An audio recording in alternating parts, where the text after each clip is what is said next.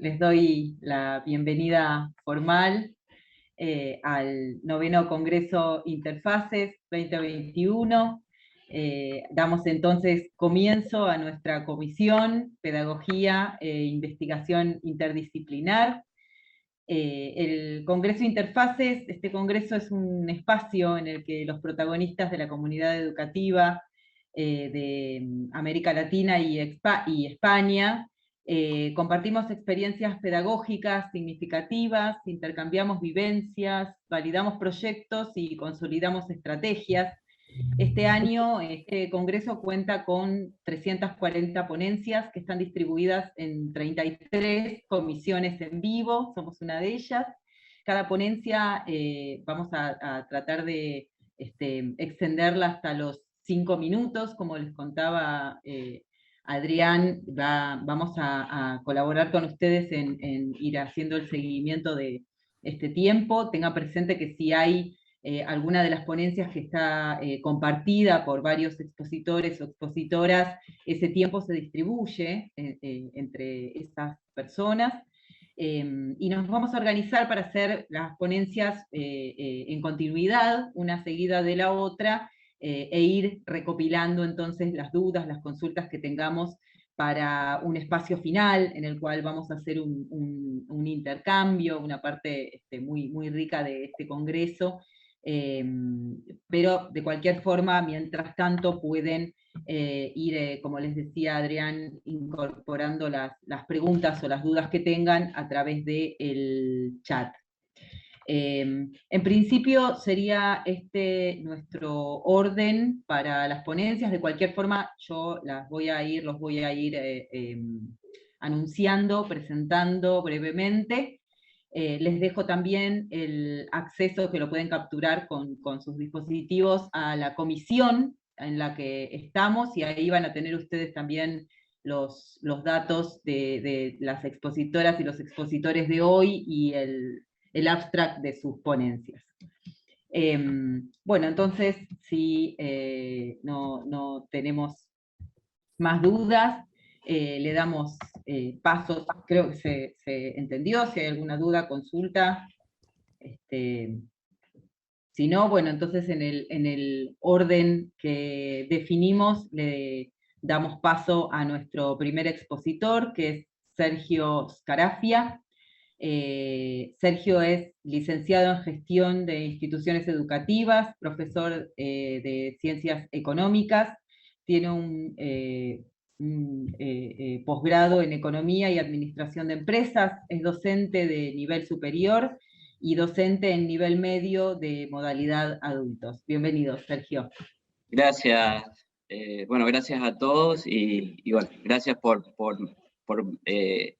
en realidad facilitarme este espacio para dar la experiencia que yo viví el año pasado, durante la época de pandemia, en un colegio de adultos, que es lo que voy a hablar. ¿Empiezo? ¿No hay problema? Cuando quieras. Muy bien. Bueno, yo noté, o sea, les quiero compartir que he notado que fueron grandes olvidados los chicos adultos durante la época de pandemia.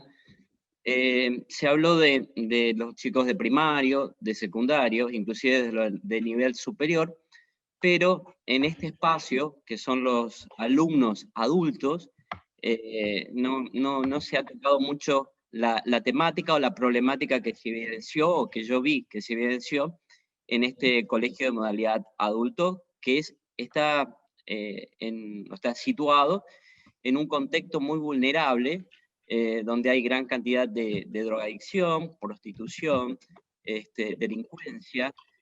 Nuestros alumnos tienen un rango entre 19 y 41 años, muchos de ellos están judicializados y otros vienen del colegio de la cárcel. ¿Qué pasó? Bueno, teníamos que seguir con este vínculo pedagógico. ¿Cómo se instrumentó? Se instrumentó a través de el WhatsApp.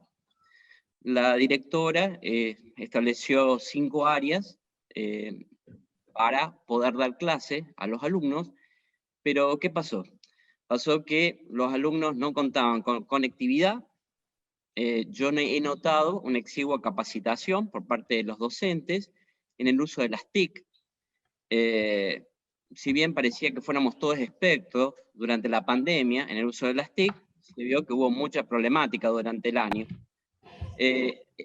Los docentes enviaban a los alumnos PDF, los chicos no sabían lo que era un PDF. Estamos hablando de un grupo de adultos en situación de vulnerabilidad, disculpen. No abrían las fotos tampoco.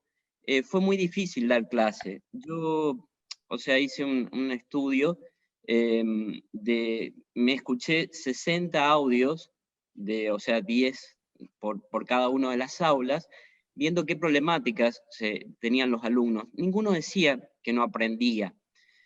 Pero bueno, los supuestos que yo creo que tuvimos en la problemática fue faltas de políticas públicas. Si bien el gobierno implementó el Seguimos Educando, también ellos no tenían acceso a la conectividad. Y acá el gobierno provincial de Córdoba dio también conectividad gratuita, pero dentro del barrio donde estamos tampoco llegó. Los chicos tenían dispositivos móviles muy antiguos, por eso no podían abrir los PDF ni abrir las fotos, menos videos.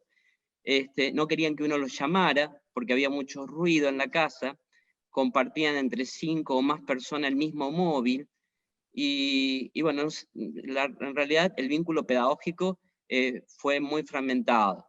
La tríada de conocimiento, conocimiento, docentes y alumnos se vio muy, pero muy afectada durante este tiempo. Entonces, bueno, la propuesta un poquito era haber podido tener más reuniones con la gestión directiva y con los docentes. Los docentes tenían que trabajar en área y trabajaron en forma individual también. Eso yo los noté.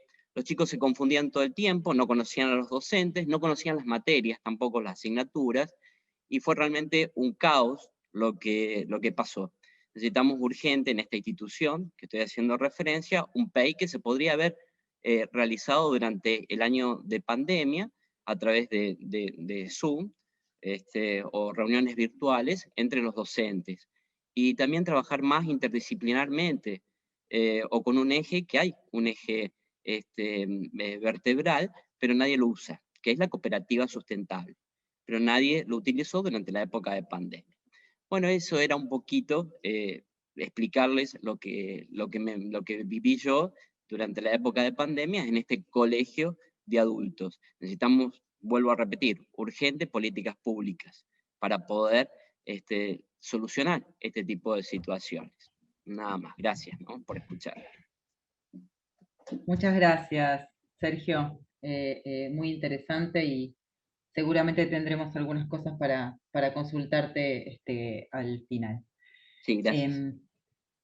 Bueno, continuamos con Pablo Muruaga. Pablo es profesor en juegos teatrales, intérprete dramático y especialista en currículum y prácticas escolares en Flaxo, docente del profesorado universitario de teatro de la FAUNT y del Instituto Superior de Música de la UNT, docente del nivel secundario y terciario en escuelas estatales y privadas, y fue docente curriculista del Ministerio de Educación de Tucumán, elaborando diseños curriculares. Bienvenido, Pablo. Gracias. ¿Qué tal? ¿Cómo están? Buenas tardes a todos. Tengo unas placas para compartir, ¿sí? Ahí estoy intentando hacerlo. Ahí, ver si es posible. Creería que sí. No sé si se amplió ahí la pantalla o no.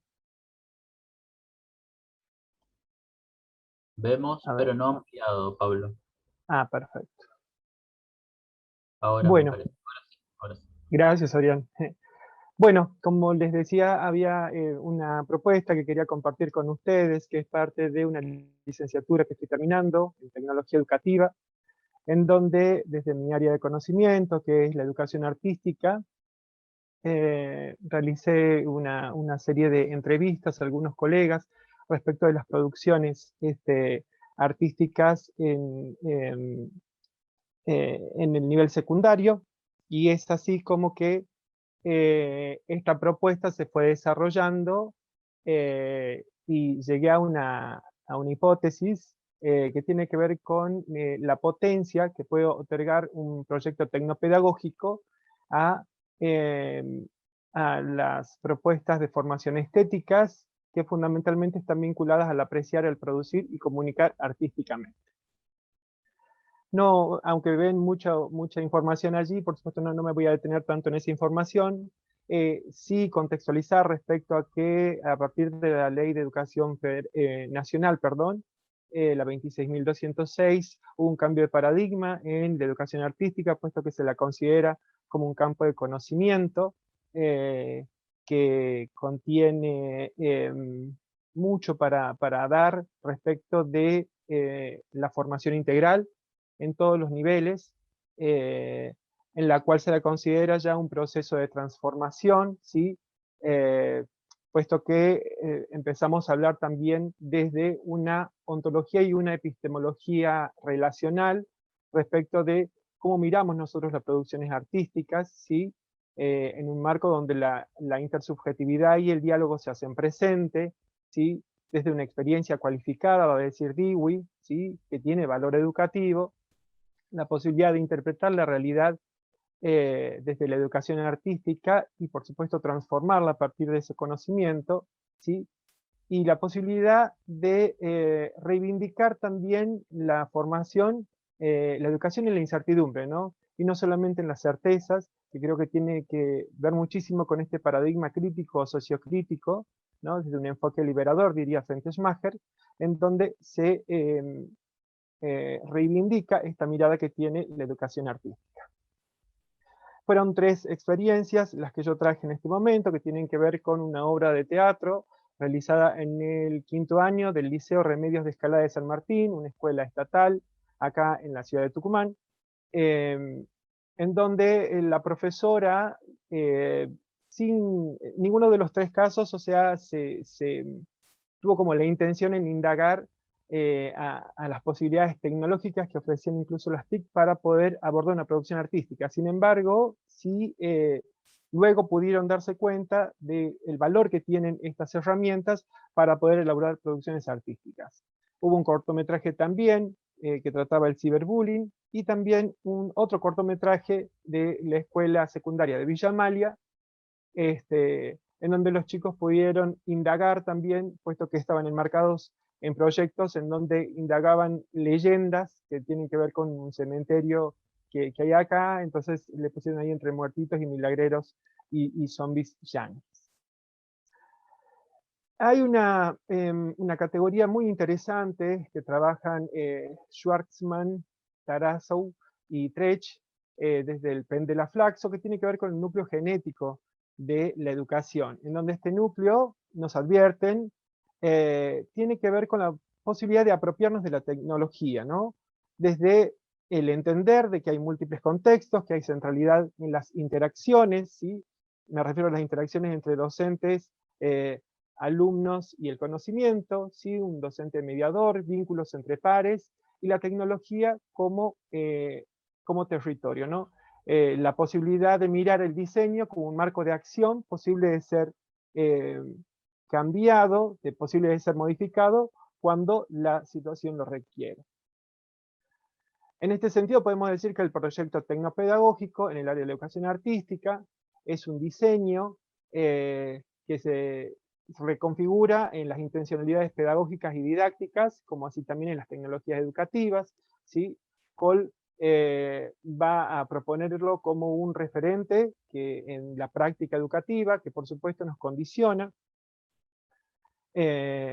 y desde una mirada de Valeria Odetti, podríamos decir que se reivindica también una curaduría significativa, en donde el docente va a tener una mirada, una visión arquitectónica, podríamos decir, para poder armar esta propuesta.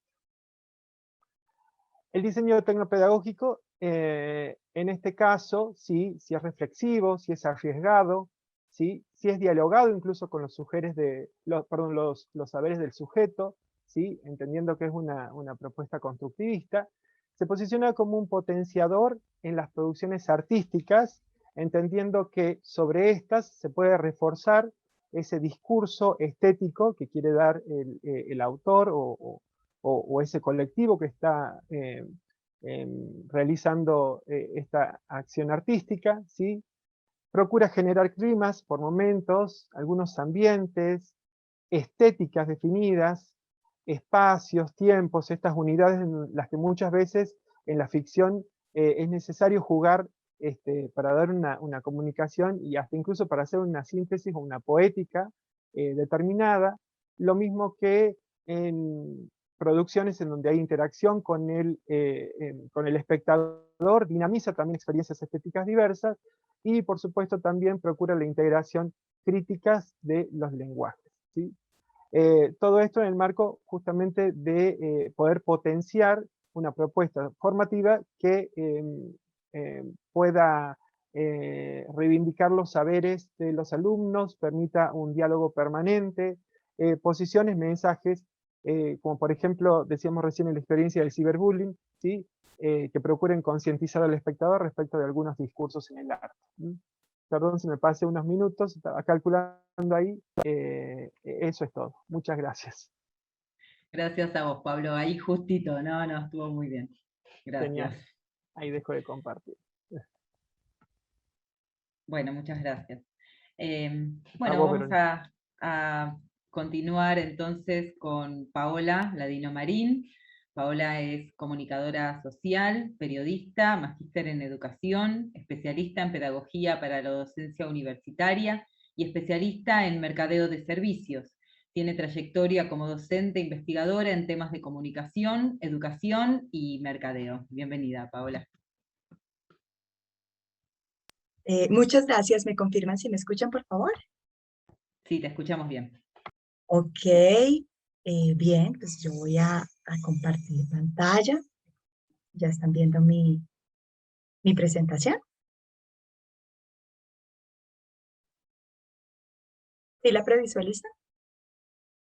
Ahora sí. Ok, bien, básicamente pues yo estoy haciendo una propuesta desde la biopedagogía como un modelo de alternativa de aprendencia, sobre todo en mediaciones pedagógicas desde los semilleros de investigación.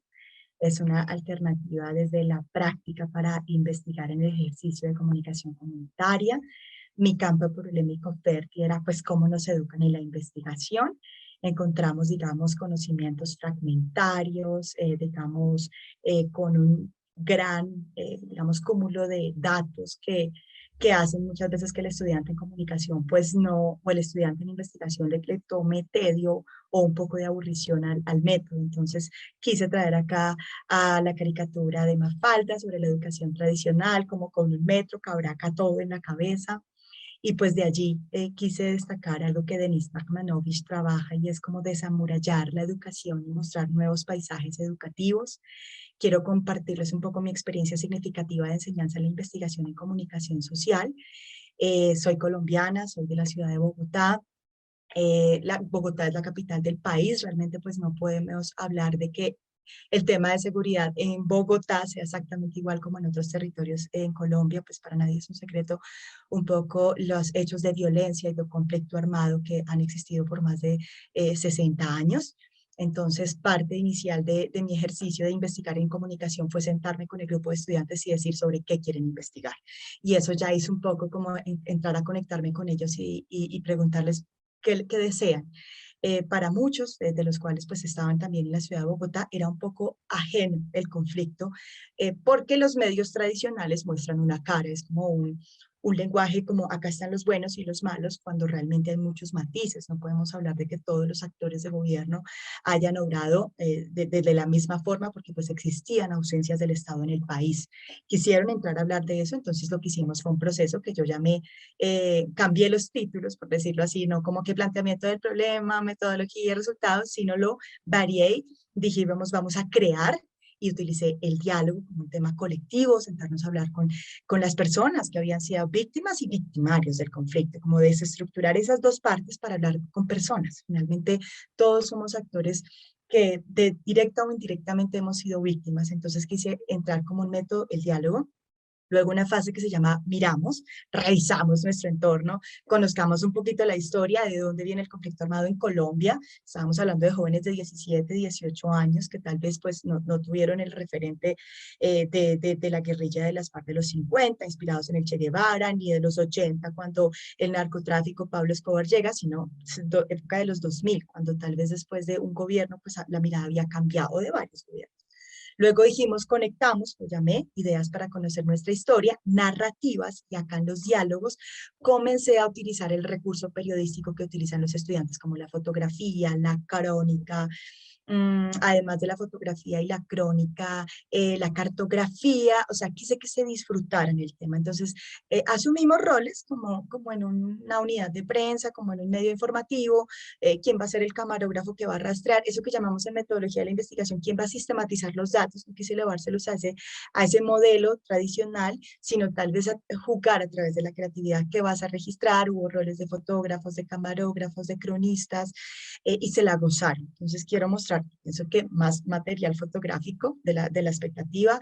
Aquí en la parte de creamos y consolidamos, tal vez esa foto no les dice mucho, pero les cuento ahí, no sé, Ciro y yo, busquen, es un documental periodístico que habla de una historia impresionante de un hombre que vivió muchos hechos de violencia, perdió a sus hijos, a su esposa, pero detrás se teje un entramado muy complejo de lo que fue la historia. Búsquenlo así, Ciro y yo. Logramos la entrevista con él, y eso para ellos les enriqueció mucho porque decían, nosotros tenemos el conocimiento de una Colombia urbana, pero esto es una Colombia rural que tuvo hechos de violencia impresionantes. Luego formamos en diálogo con docentes, quise centrarme con los docentes de cámara, de fotografía, y no desde el aula. Por eso yo digo que desamurallar, no, yo digo no, perdóname, relacionaba el término de desamurallar porque salimos del ladrillo a la práctica. Entonces nos sentamos con los jóvenes a aprender, e incluso yo, porque pues digamos que mi área en comunicación ha sido desde la investigación, pero no desde la producción audiovisual, a aprender el manejo de un boom, de una cámara, y a ellos les encantaba el trabajo práctico, pero luego con un sentido argumentativo, ¿no? Conozcamos la historia, tienes el instrumento, pero de fondo el instrumento no es el instrumento porque sí, es la historia que se teje allí. ¿Cómo investigamos? Criticamos mucho a los medios tradicionales de información de que no hay un sentido de profundidad, ahora lo íbamos a hacer y teníamos que hacerlo con toda la rigurosidad. Hicimos las entrevistas, no les hablaba de categorías de análisis, sino qué puntos focales necesitamos conocer, la historia, los participantes, y allí hicimos como esta condición, era todo alrededor de un café, de la informalidad, digamos, del joven, y eso enriqueció mucho el ejercicio. Fuimos al trabajo de campo, acá pueden ver el tema de la iluminación, pero más allá también era muy bonito escuchar. Estos son padres, víctimas, mujeres amas de casa, campesinos, las historias fueron bellísimas, los campos, el territorio colombiano, digamos, sobre todo donde hechos de violencia ha sido ausencia también, pero son muy ricos. O sea, el tema del narcotráfico ha sido porque son fértiles las tierras, pero también son bellísimas. Entonces había un material supremamente rico. Esto es un puente de la amistad, se llama aquí. Cuando estábamos en la zona, nos decían, miren, acá entraban los paramilitares, acá los guerrilleros, y todo ese discurso casi que lo transportaba a una década de una Colombia que obviamente, pues desafortunadamente no podemos decir que haya superado el conflicto, pero era unos jóvenes del aula entrando a construir contenidos pues con temas tan sensibles, ¿no?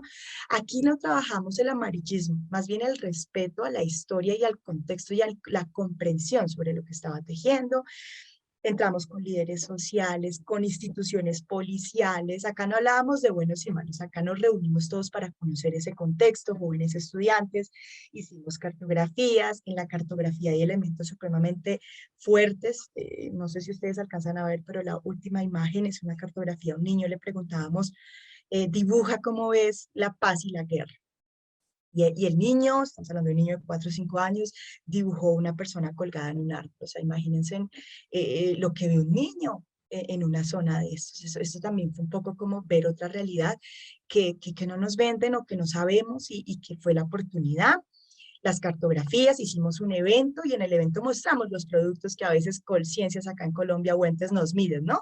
Pero esto fue muy bonito porque no fue como la carrera de vas a pedir, hicimos un documental, una exposición fotográfica. Acá invitamos a Clara López, ella fue alcaldesa de Bogotá, ella lideró el tema del Centro de Memoria Histórica, policías, estudiantes, un poco para compartir víctimas de la violencia, para compartir las experiencias. Esto acá es la crónica, una crónica bellísima. las sensaciones que nos han dejado. Esto jugó mucho con la emocionalidad, esto fue recorriendo el río Güejar, donde también corrieron cuerpos y hechos de violencia impresionantes. Ahí estaban mostrándonos un poco algunos exguerrilleros cómo quieren hacer luego de la firma del acuerdo de paz. Digamos que algunos, porque hay disidencias todavía, se comienzan a mirar cómo me empleo y el turismo pues lo hacen. Sin embargo, esto está en construcción. Nos dejan las sensaciones, entonces acá Alejandra dice, me deja un proceso de paz, nuestra investigación cuenta lo que nos llama realmente a ser colombianos, no conoces casi nada y el periodismo se convierte en un elemento fundamental para poderlo hacer. Angie nos cuenta, la práctica me deja un aprendizaje a nivel personal, ella lo toma, me marca lo que las personas víctimas de la violencia han logrado hacer. Andrés me dice, escribir se convierte en un acto de resistencia y de alguna manera de darle memoria a un país desmemoriado. Valentina dice, la cartografía social me aportó muchas veces, no necesitas tener una pregunta implícita para a través de una imagen conocer una realidad. Gabriel, un excelente fotógrafo, nos dice, la fotografía está a 1 metro de distancia de la historia, o sea, es una rama que nos permite generar memoria histórica. Alejandra nos dice, yo creo que una práctica audiovisual se convierte en una buena práctica de paz. De cierta forma, lo que estamos escuchando detrás de la cámara, estamos aprendiendo y enseñando. Y yo, en lo particular, digo, es el trabajo en equipo. O sea, esto no pudo ser resultado más de un trabajo colegiado, no de destacar figuras, sino me aportó la chica que estaba detrás de una cámara y me comentaba en alguna oportunidad, profe, en esa foto usted ve estos rasguños, ella fue víctima de una violación y mira el detalle, o sea, de la sensibilización de esto. Es una reflexión inconclusa en medio de un siglo deshumanizado en la educación. Evocamos un llamado a vincular alternativas y mediaciones pedagógicas que beneficien y nos legitimen a todos y a todas, con una conectividad y una transversalidad, y pienso que la educación debe ser solidaria. Creo que el profe anterior nos mencionaba, faltaba trabajar en red, y creo que la pandemia nos ha venido enseñando eso. Puede que presencialmente no estemos todos, pero el trabajo en red es clave. Eso es todo. Definitivamente. Creo que no me pasé. Muchas gracias. O yo no sé si me pasé. Muchísimas gracias. No, está muy bien. Muchas gracias. Sí, definitivamente, digo, coincidimos en que estos espacios además nos dan ese, ¿no? Ese lugar de poder vernos y encontrar esos lugares de cooperación. Muchas gracias, Paola. Muy, muy A ustedes interesante. por la oportunidad. Gracias. Bueno, continuamos entonces con Leandro Eduardo Sieg. Leandro es docente provincial y universitario, más consultoría independiente en tecnología y programación, ingeniero y profesor, técnico y capacitador docente. Leandro, bienvenido. Hola, ¿qué tal? Buenos días, buenas tardes. Bueno, muy interesante las presentaciones de los compañeros. Voy a ver si puedo empezar con mi presentación. Voy a poner aquí, ya estoy. Bien. Bueno, bárbaro. Voy a ver.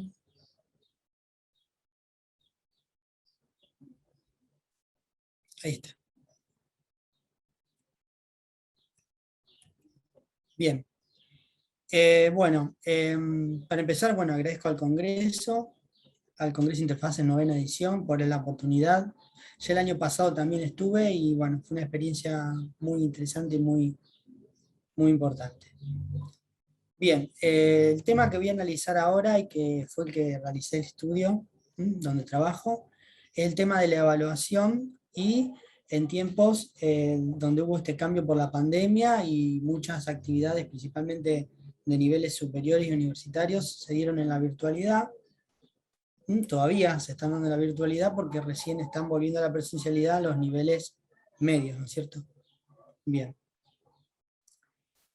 Bueno, la idea es que para realizar este estudio de poder realmente aportar a una evaluación correcta, reflexiva, aportando a la educación, se adoptó como base las teorías que venían tratándose sobre el tema de la educación, por ejemplo, lo que decían autores como Lidwin, sobre la evaluación y que, bueno, la evaluación es una tarea docente que presenta interrogantes, paradigmas y contradicciones de interés y que es uno de los pilares en que se sostiene el sistema educativo, justamente. La evaluación es una parte muy importante del sistema educativo, a pesar de que también está la parte de la didáctica y el desarrollo de las clases.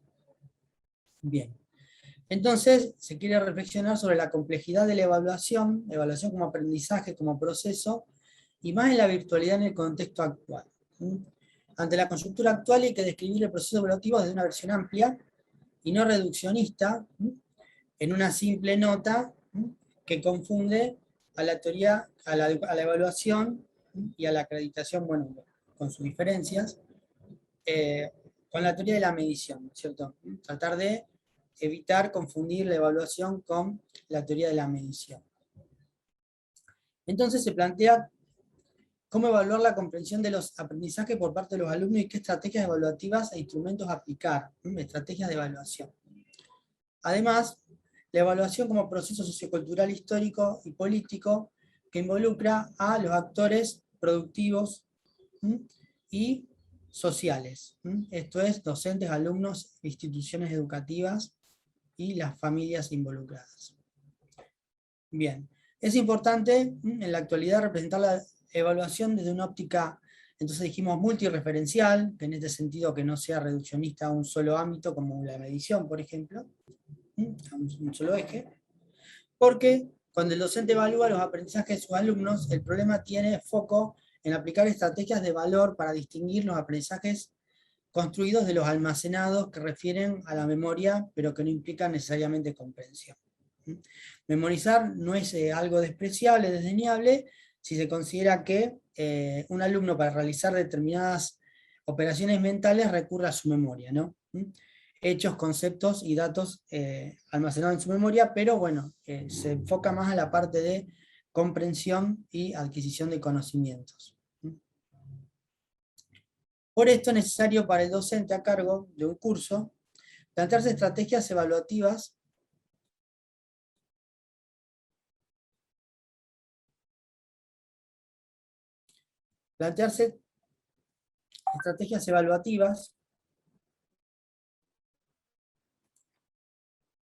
instrumentos acordes y en la virtualidad que tomen en cuenta la dinámica interna del aprendizaje. Es decir, el docente es el que puede determinar en su clase la dinámica de ese aprendizaje.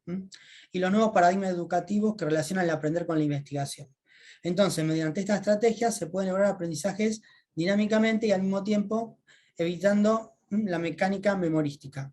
Continuando, es muy importante que el docente en su curso adquiera un rol acorde a estas estrategias evaluativas y, por ejemplo, facilite conocimientos, recursos a los alumnos que trabajan en forma grupal, provea cositas claras. También es importante proveer consignas claras y sin lugar a ambigüedades, desde lo lexical, lo semántico, lo sintáctico, lo discursivo. Bueno, como ya lo dije antes, aplicar estrategias de trabajo en grupo, colaborativo. Consignas bien realizadas en el contexto de la virtualidad, eso es importante. Selección de materiales, cursos, curación de materiales, es decir, el hecho de la virtualidad nos da la posibilidad de poder utilizar materiales que ya están hechos y están publicados, y por eso la curación de materiales aparece como un tema importante para dar a las clases y tenerlo en cuenta en el momento también de la evaluación. Y bueno, además el acuerdo del grado de apropamiento de conocimientos por parte del alumno se evita dedicar demasiado tiempo a entender la consigna, es decir, ser claros en la consigna, en lo que se quiere aprender, y trabajar en el contexto de la disciplina y el curso. Bien.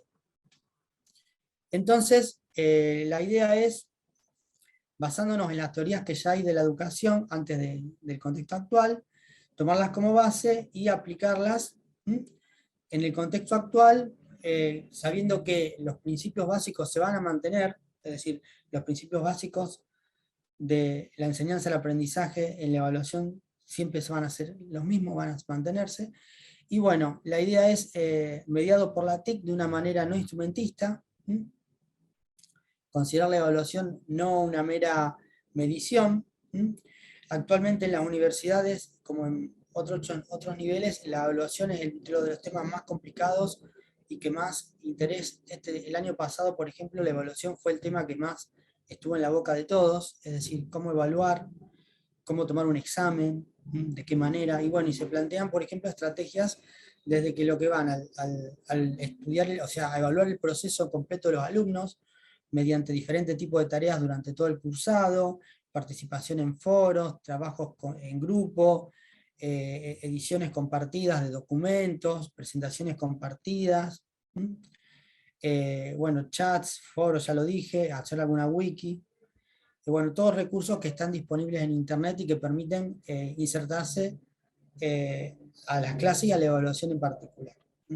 Por otro lado, a nivel universitario siempre se requiere un poco más de formalidad y por eso siempre está el tema de la mesa de examen, ¿cierto? El parcial o el examen final o el examen para aprobar la materia.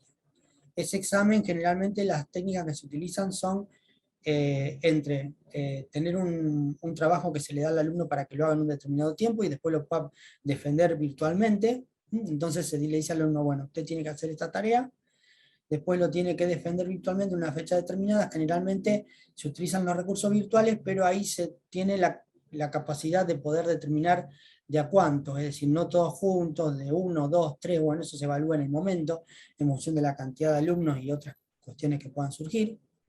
Entonces, por ejemplo, en el momento de la defensa, el alumno tiene que prender su cámara, tiene que mostrar en el contexto en el que está. Bueno, también está el tema, ¿no?, de la autentificación, la certificación de la identidad, eso también a veces no está tanto dentro del área de los conocimientos, pero es importante en la facultad principalmente a la hora de tener una mesa de examen. Bueno, se utiliza el documento, que lo presenta ante la cámara, que muestre el entorno en el que se va a desarrollar el examen, y que bueno, que esté ahí en condición y con la cámara prendida, mostrando que está realmente realizando una tarea, o si está defendiendo, bueno, que esté ante la cámara defendiendo el trabajo que realiza. Después está el tema, bueno, las evaluaciones online, sería en directo. Eso también se utiliza y se ha utilizado, y bueno, lo que contiene es que en el momento del examen, 1 hora conectados, el alumno puede responder un cuestionario, por ejemplo. Generalmente la plataforma Moodle da la posibilidad de generar muchos tipos de exámenes, tipos cuestionarios, y bueno, eso da la posibilidad de que el alumno pueda iniciar un cuestionario y pueda finalizarlo en 1 hora y esté con la cámara prendida viendo lo que se está haciendo. Y bueno, al final el profesor puede controlar todo el proceso de la evaluación en ese momento, mediante la plataforma, viendo que el alumno cuándo empezó, si todavía está realizando el examen, y bueno, también puede configurar un montón de cosas, la cantidad de posibilidades de realizar el examen, bueno, si puede ver las Ya respuestas. estaríamos en tiempo, Leandro, no sé cómo Bueno, venimos. bien. Y bueno, para concluir, la idea sería que lo más importante como conclusión es el proceso y evaluar el proceso durante todo el ciclo, o sea, como que la evaluación no sea en un momento, sino que sea una evaluación continua, y que permita concluir con el alumno con los conocimientos adquiridos y aprendidos. Bien, eso es todo, y bueno, muy amables, y le agradezco a todos. Muchas gracias. Muchas gracias, sí, No, por y favor. incluso tu exposición me interesa mucho y la voy a usar como puente para la presentación que yo traje para compartir, además con ustedes, que un poco, digo, tiene esa vinculación. Bueno, primero me presento. Yo soy licenciada en Relaciones Públicas, tengo una maestría en Ciencia Política y Sociología, y soy doctoranda en Epistemología e Historia de la Ciencia. Soy profesora en la Universidad de Palermo, entre otras, y aquí particularmente me dedico a asignaturas que tienen un enfoque en epistemología de la comunicación y del diseño, y en investigación y producción académica. Además soy asesora en comunicación institucional y diseño de proyectos en una asociación civil para el desarrollo y compromiso social de diseñadores, la Asociación Argentina de Diseño, ¿no? Bueno, este trabajo que... no sé el tiempo, disculpas. Este trabajo forma parte de un proyecto de investigación en el que me encuentro trabajando para el área de investigación de diseño y comunicación de la UP, y que tiene foco o punto de partida en lo que, a diferencia del periodo de gran alfabetización, del proceso de expansión industrial, el conocimiento, digamos, en la realidad evoluciona de una manera diferente, ¿no? En palabras de Pierre Levy, de forma creciente, exponencial, ¿no? Y las formas de construcción de sentido en este momento desafían estos nuevos formatos pedagógicos que estamos compartiendo en este momento y que nos hemos encontrado con la posibilidad y la obligatoriedad también de pensarlos más allá, ¿no? Del espacio físico, pero que además los podemos pensar más allá también del espacio virtual, sincrónico, asincrónico, del espacio del aula, digo, como construcción colectiva, colaborativa también. Estas dinámicas nuevas buscan esos nuevos formatos pedagógicos, y un poco el punto de partida entonces es cómo pensar la construcción del conocimiento en una contemporaneidad como la que estamos presenciando, en la que los contenidos son transversales, las fuentes son múltiples, accesibles, la comunidad educativa consume, pero también produce y resignifica algorítmicamente todo lo anterior, ¿verdad?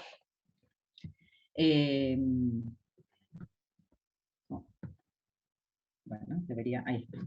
Bien, entonces, en este sentido, desde la Universidad de Palermo, trabajamos con lo que se denomina comunidades de aprendizaje, pensándolo en contextos que, como decíamos, son conformaciones desafiantes, para todos los espacios que conformamos la comunidad educativa, desde la docencia, desde los estudiantes, y cualquier espacio de asesoría, colaboración o construcción pedagógica, y que a su vez, digamos, esta particularidad permite el surgimiento de nuevas perspectivas novedosas, que a través del trabajo colectivo y de las comunidades de aprendizaje se pueden potenciar, ¿no? Entonces, en ese sentido, la construcción es más global, ¿no? Y las comunidades de aprendizaje se entienden como más allá de la geografía, y nuestros desafíos disciplinares buscan entonces abordar esos enfoques novedosos, como bien mencionaban ustedes, y especialmente recién Leandro ponía en contexto, ¿no? Cómo incorporar estas nuevas perspectivas para la construcción contemporánea de lo que es el sentido colectivo del conocimiento, que es contemporáneo, y que define entonces los aspectos disciplinares y profesionales de lo que los estudiantes van a ir, ¿no? Abordando. Bueno, para finalizar les cuento entonces que este trabajo se origina en observaciones realizadas a partir de estos escenarios y la búsqueda de la aplicación de estrategias pedagógicas que estén adaptadas a estos momentos, a estos tiempos, para detectar esas mayores oportunidades de interacción entre estudiantes y construir espacios que sean más abiertos para esa construcción colectiva y que produzca entonces estos resultados que tanto esperamos, potenciadores a partir de ese intercambio de ideas, ¿no? Aquí está entonces compartido, digamos, el objetivo más general de lo que es esta investigación, y como para cerrar, para tener presente qué es lo que se busca, ¿no? Alcanzar en esta potenciación, en este lugar, teniendo presente, ¿no? Como, tal como se define, como define Bourdieu, desde el análisis contextual de los espacios que están altamente diferenciados, ¿no? De relaciones altamente diferenciadas, y cómo construimos entonces a partir de ahí esquemas teóricos que nos permitan vincularlos al objeto de estudio, para poder definir esto que nos relaciona con los intereses, las posiciones, las inferencias que a partir de ahí se pueden hacer sobre luego los lugares que se ocupan en lo que para Bourdieu es el campo, ¿no? Ese espacio de interacción, de posiciones, de intereses, de saberes. Así que en ese sentido, digamos, es que este trabajo entonces busca esta potenciación, y esa es la propuesta, ¿no? que hacemos para continuar a partir de, bueno, una búsqueda cualitativa principalmente, que está en pleno desarrollo, y que espero que en el próximo evento de estas características poder compartir con ustedes los avances o algunas conclusiones a las que hayamos arribado. Muchas gracias. Bueno, me agradezco la presentación, y le doy paso entonces a nuestro siguiente expositor, que es Federico Korg. Federico es profesor de teatro, promotor sociocultural en teatro, cofundador y director del grupo de teatro independiente Oranime, perdón. Es estudiante de la Tecnicatura en Gestión Cultural, maestrando en la Maestría en Gestión y Asesoramiento Pedagógico de Instituciones Educativas en la UNR. Bienvenido, Federico. Hola, ¿cómo están? Muchísimas gracias por este tiempo y este momento. Bueno, les voy a contar un poco de qué viene a lo que vine a hablar. Además de eso que estabas hablando, también soy docente de la Escuela Provincial de Teatro de Santa Fe. Y voy a hablarles un poco de lo que fue tener que vivir. Estoy dando el seminario alternativo de un segundo año de un profesorado, del profesorado en teatro, y la idea es poder contar un poco cómo vivimos el año pasado y en nuestra institución.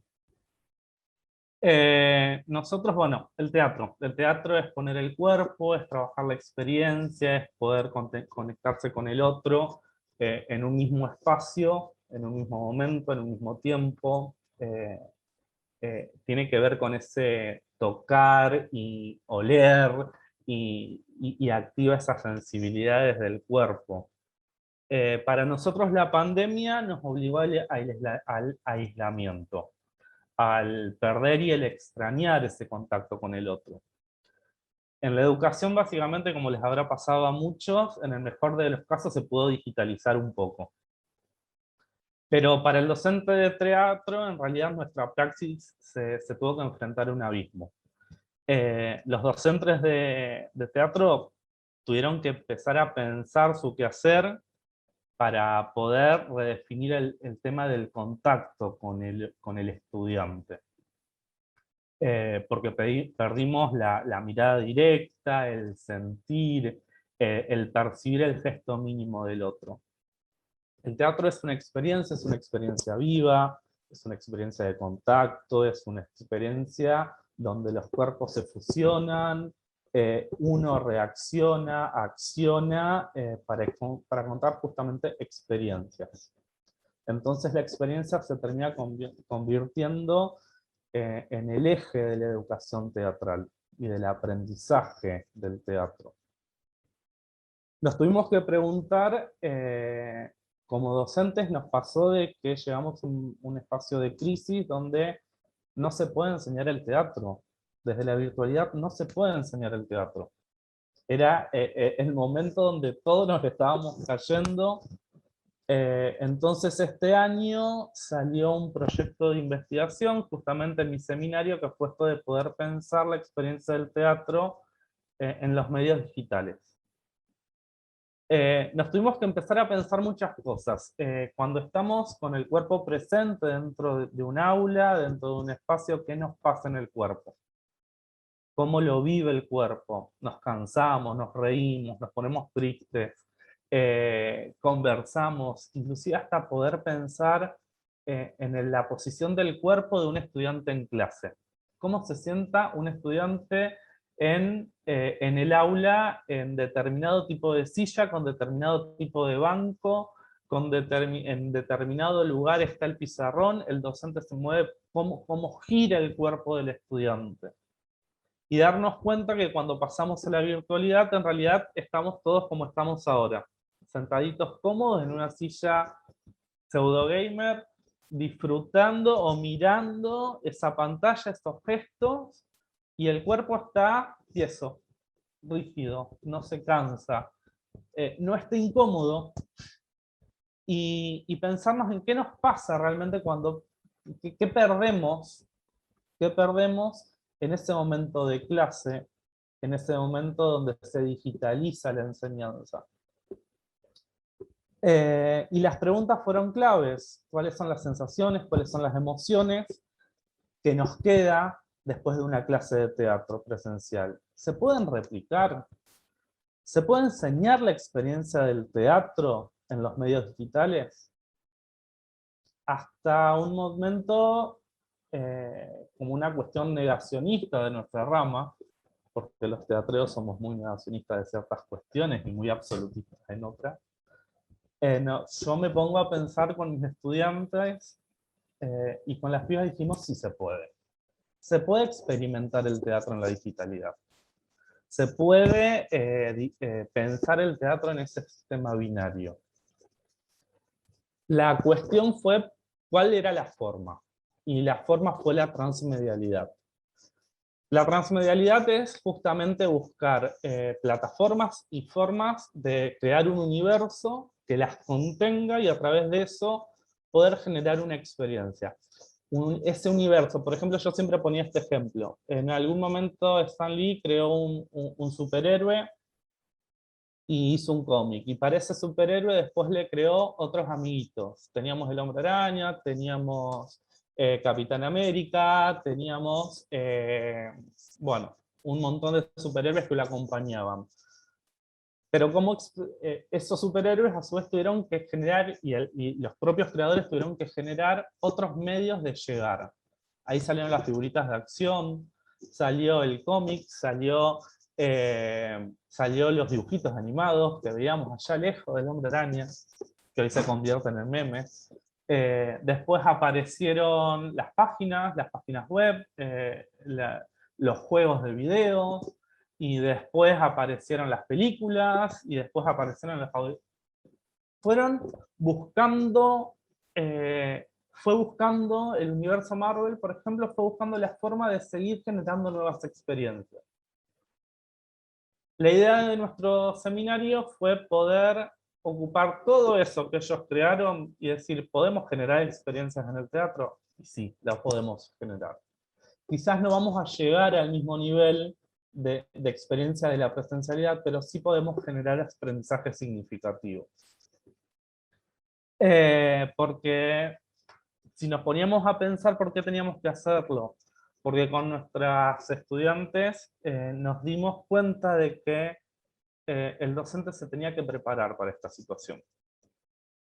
Porque el docente de teatro no podía simplemente ponerse frente a una pantalla y decir, bueno, les mando el PDF, léanlo y mañana lo conversamos. El docente de teatro, yo como docente para mis estudiantes, y a su vez ellas, para cuando tengan que dar clases, te tienen que enfrentar a esta posibilidad de decir que esa clase de teatro no tiene que ser un bodrio. No tiene que ser aburrida, no tiene que tener el tinte teórico como para generar los conceptos claves del aprendizaje, sino que tiene que tener el cuerpo de la experiencia.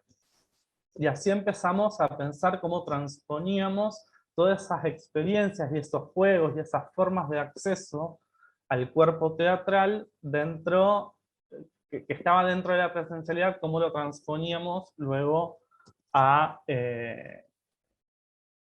lo virtual. y más allá del Zoom, porque muchos de los docentes nos quedamos en el Zoom o en el Meet, y a partir de eso, bueno, listo, aprende o que te llegue lo que pueda.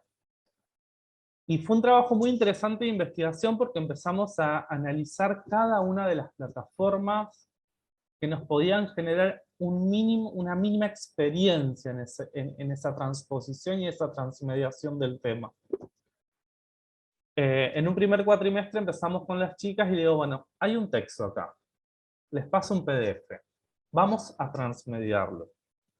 Y de ese texto apareció, por ejemplo, que cada uno de los personajes creó una red social.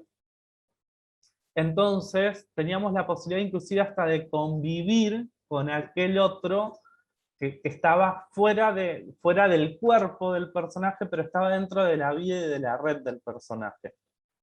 Entonces nos permitía, por ejemplo, a uno de los personajes hizo un Facebook y iba posteando de su personaje, su vida, su forma de pensar, sus actividades, todas estas cuestiones, y la gente empezó a responder. Y casi se convierte en influencer porque la gente respondía y se enganchaba y le hacía preguntas y todas estas cuestiones. En un momento decidimos, bueno, listo, vamos a empezar a pensar a cerrar. Buscamos la forma de empezar a cerrar y dijimos, che, ¿y qué onda un teatro WhatsApp? Hacer un grupo donde estén los personajes, donde se puede invitar gente, y esa gente de pronto lee una conversación con videos y con todas las formas que tiene WhatsApp para poder generar experiencias y transmitir emociones.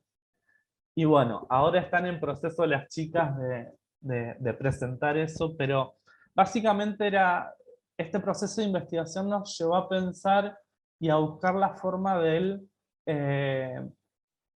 tener que reaprender los nuevos contextos de la educación.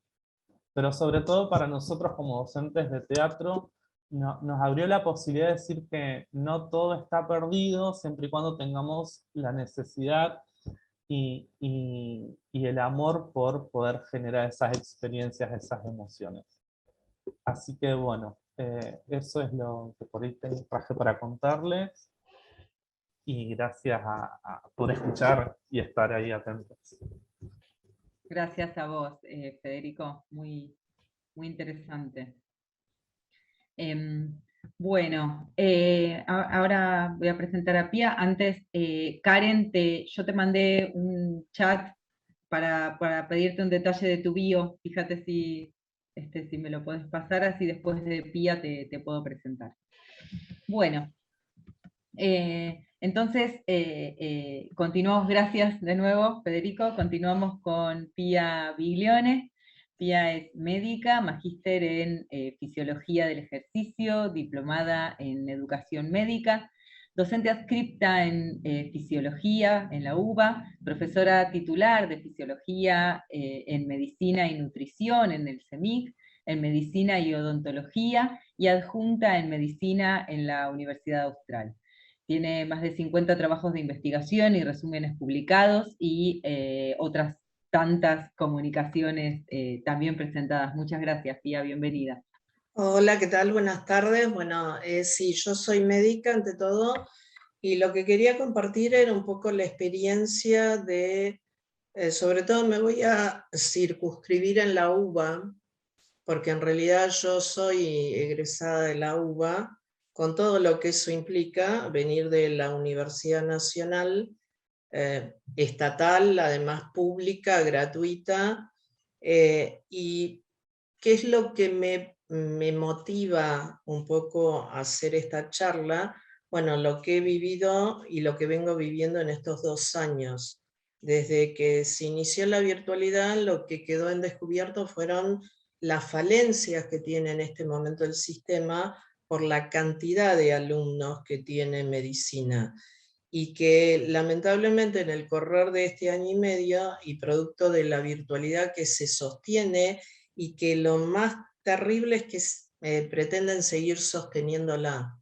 Y eso lo único que ha determinado es que cada vez, bueno, los alumnos, primero, hay una deserción importante, porque medicina no se puede dar en forma virtual. ¿Y por qué? Porque tiene un contexto práctico que es imposible de reemplazar. Y ahí es donde creo que todos los que somos adultos, y no tiene con el simple hecho de que yo soy médica y el resto no lo son, alguien se va a tener que poner a pensar que la medicina no puede ser virtual. ¿Y por qué? Porque evidentemente a uno le otorgan una matrícula profesional al momento de recibirse. Y esa matrícula profesional es la que de pronto habilita un médico a tratar a un paciente, y no digo que va a definir entre la vida o la muerte, pero sí esa matrícula de alguna manera lo protege, y esto tómenlo a la palabra protección entre comillas, pero de alguna manera es lo que determina que se le perdonan ciertos errores. Y el problema que reside actualmente es que piensen que hay alumnos que han cursado 5º y 6º año de medicina, que es cuando vemos toda una serie de especialidades en forma virtual sin siquiera haber visto un paciente.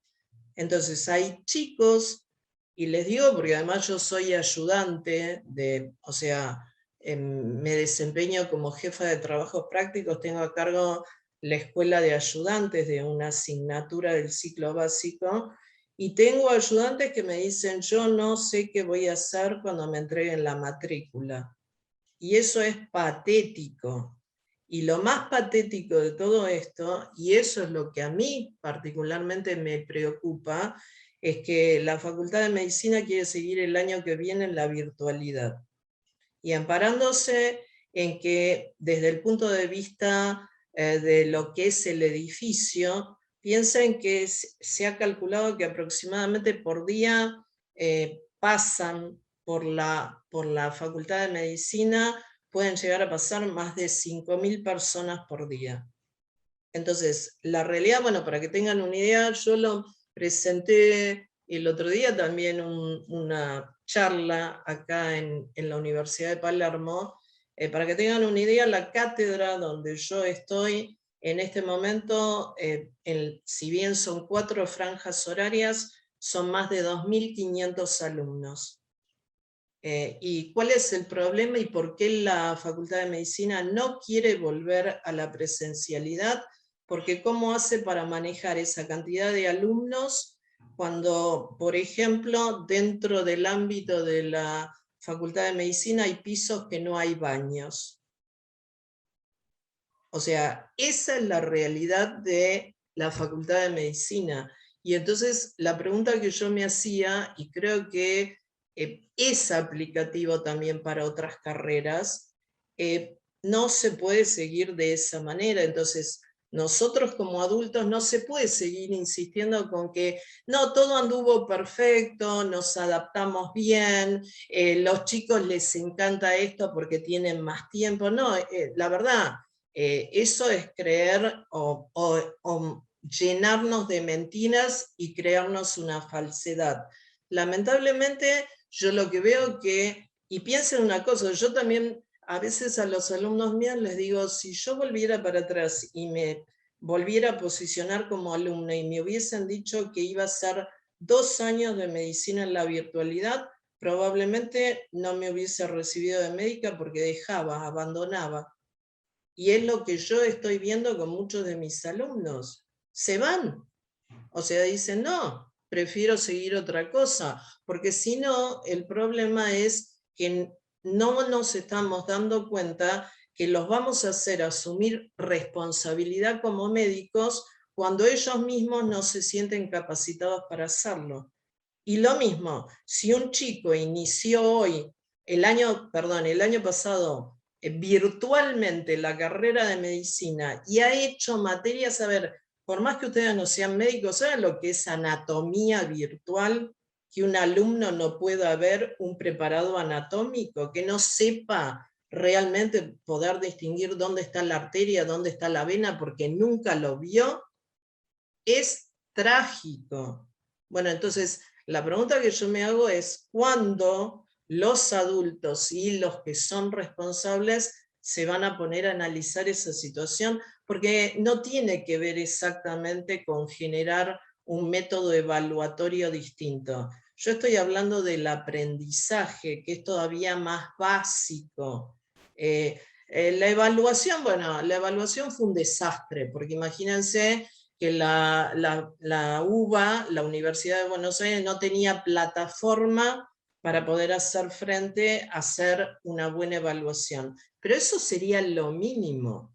O sea, lo que a mí me resulta preocupante es qué calidad de médicos están saliendo a la calle.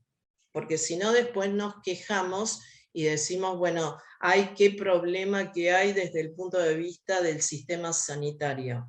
Pero la realidad es más profunda, el problema es más profundo, y creo que si no nos ponemos firmes y decimos realmente, bueno, esto hay que modificarlo de alguna manera, y por ejemplo, en el caso de la Facultad de Medicina, lo primero que tendrían que haber hecho en estos 2 años que no se ha hecho nada, es ver dónde se puede generar un nuevo edificio que dé cabida a la cantidad de alumnos que en este momento tenemos. Se han desperdiciado estos 2 años, se han desperdiciado totalmente y no se recuperan. Y el mayor problema, y con esto cierro, creo que el mayor problema es que sigamos en esa tesitura, de decir todo funciona bárbaro, cuando en realidad no funciona. Entonces por eso les digo, y por eso quería compartirlo, para que se den cuenta, porque todos en algún momento, ya sea por edad, porque tenemos un familiar enfermo, lo que tienen que darse cuenta, cómo se está viniendo abajo la calidad de los médicos. Y no tienen la culpa los que están estudiando. Los que nos tenemos que responsabilizar somos los que estamos de este lado y que ejercemos la docencia y que tenemos tal vez una responsabilidad mayor dentro de lo que es el sistema educativo. Bueno, muchísimas gracias por esta oportunidad. Gracias, Pía, muchas gracias por esta invitación a la reflexión, que seguramente nos va a traer cosas muy interesantes ahora cuando terminemos las presentaciones para conversar. Bueno, a continuación entonces la presento a Karen Pino Godoy. Karen es profesora de Educación General Básica, magíster en Educación con mención en Innovaciones Didácticas, académica de las áreas de práctica y matemática del Departamento de Educación Básica de la Universidad de Atacama. Muchas gracias, Karen, bienvenida. Muchas gracias, Verónica. Voy a compartir la presentación y ustedes me dicen si la pueden observar bien. Ya, súper, muchas gracias. Bueno, dar las gracias a Interfaz en su 9ª edición por la posibilidad de compartir con ustedes la experiencia Tecnología de la Información y Comunicación como estrategia metodológica para una comunicación efectiva. Esta experiencia, realizada con mi colega María Verónica Olivares, académica de la asignatura de Informática Educativa de la carrera de Licenciatura en Educación y Pedagogía en Educación General Básica de la Universidad de Atacama, en Copiapó, región de Atacama, aquí en Chile. ¿Quién les habla? Como lo ha dicho Verónica, Karen Pino Godoy, soy académica de la línea de práctica de la misma casa de estudios.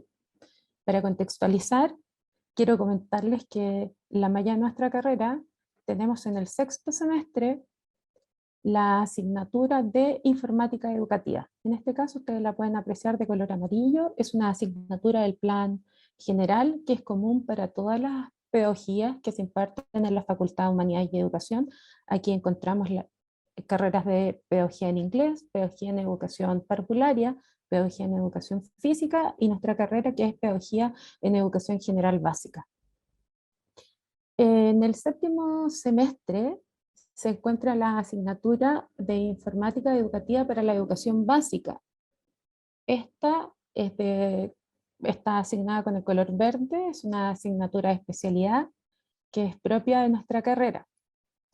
Y el poder contar con estas asignaturas de Informática Educativa nos ha permitido que los estudiantes se puedan apropiar de las competencias tecnológicas tan importantes para que ellos puedan incorporar las TIC en sus prácticas pedagógicas. En este caso, las infografías para mejorar la comunicación. En esta imagen ustedes pueden ver que está la línea de práctica que comienza en el segundo semestre de nuestra carrera y que culmina finalmente con el proceso de la práctica profesional. En este caso, lo que los estudiantes van aprendiendo en las asignaturas de informática se va incorporando en sus distintos procesos de práctica. La experiencia en particular se basa en mejorar lo que los profesores en formación quieren comunicar a través de las infografías. En este caso se trabaja con distintas herramientas para poder crearlas. Algunas de ellas son conocidas por los estudiantes, en este caso el procesador de textos de Word y las herramientas de presentación de PowerPoint. Pero también a través de cápsulas que se van subiendo a Moodle, ellos conocieron Canva, Piktochart y Genially, que contienen plantillas predeterminadas que facilitan el trabajo en la confección de las infografías. Como ustedes pueden observar, en Canva es fácil crear las infografías y ustedes aquí pueden ver algunas de las plantillas que están prediseñadas. En este caso, los estudiantes pueden descargar la infografía al computador en formato de imagen o de PDF. También es importante destacar la gama de colores definida por la herramienta, que ellos también pueden ir modificando y contiene diversos tipos de tipografía. En este caso, ellos van armando colecciones de imágenes, gráficos, textos simples que resumen un tema para que pueda ser entendido más fácilmente. En la siguiente diapositiva podemos observar algunas de las plantillas prediseñadas de Piktochart, las que ellos también pueden descargar como imagen en formato PDF, son fáciles de usar, las encuentran también en idioma español y se pueden ir, en este caso pueden reemplazar el texto, modificar los colores, las secciones, pueden cambiar la ubicación del texto. Para trabajar en este caso, el docente en formación tiene que tener claro qué es lo que quiere comunicar y seleccionar también adecuadamente la plantilla que más se acomode a lo que él está armando en este caso. En el caso de Genially, que es una herramienta que está en línea, permite crear contenido visual interactivo y aquí podemos observar algunas de estas plantillas. El contenido interactivo se puede compartir por las redes sociales, por correo electrónico, compartirlo en el Classroom o en Microsoft Teams. Y a continuación quiero mostrarles algunas infografías realizadas por nuestros estudiantes. Aquí ellos se dan cuenta que la información tiene que ser presentada de manera ordenada, secuenciada, porque la infografía es una representación visual, gráfica, que se presenta por lo general con poco texto y se apoya en imágenes. En este caso el trabajo de Jeremy y de Estefanía. Y en el siguiente tenemos el trabajo creado por Amanda. Estas tienen que tener diagramas, ilustraciones ordenadas, precisas, que combinen perfectamente el texto para que se pueda entender el tema que ellos están presentando. En este caso también a los estudiantes se les informa previamente con una pauta de trabajo que debe incluir todos los elementos propios de la infografía. Pero a su vez se les adjunta a ellos una rúbrica para que sepan con anticipación cómo van a ser evaluados. Entre las categorías que se consideran para ello tenemos la corrección lingüística, la organización, la originalidad, formatos visuales, patrón, diseño y contenido. Y las infografías se pueden utilizar en todas las asignaturas y aquí lo importante es que los docentes en formación puedan conocer herramientas que le permitan crear material para sus clases.